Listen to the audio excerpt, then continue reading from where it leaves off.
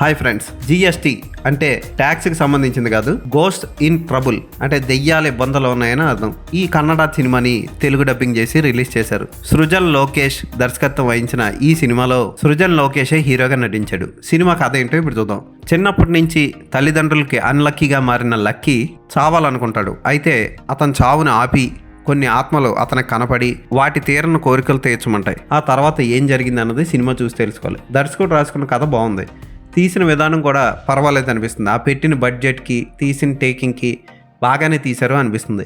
Cinema అంతా దెయ్యాలంతా black and వైట్లో ఉంటాయి, మనుషులు మాత్రం కలర్గా ఉంటారు. అయితే క్లైమాక్స్లో వచ్చే మనీ హైస్ట్ టైప్ దొంగతనం అంత గొప్పగా అనిపించదు. బ్యాంక్ దోపిడీ చేసిన విధానం కూడా ఆకట్టుకోదు, అది సిల్లీగా అనిపిస్తుంది.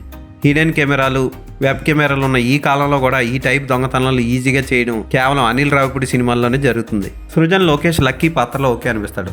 హీరోయిన్ రజనీ భరద్వాజ్ పర్వాలేదు. మిగిలిన చాలా పాత్రలు ఉంటాయి, దెయ్యాల పాత్రలు. వాళ్ళందరూ కన్నడ నటులు అవ్వడం వల్ల వాళ్ళ పేర్లు నాకు తెలియవు, కానీ వాళ్ళందరూ బాగానే చేశారు ఆ పాత్రలకి. శ్మశానంలో తీసిన సీన్లన్నీ ఆకట్టుకుంటాయి.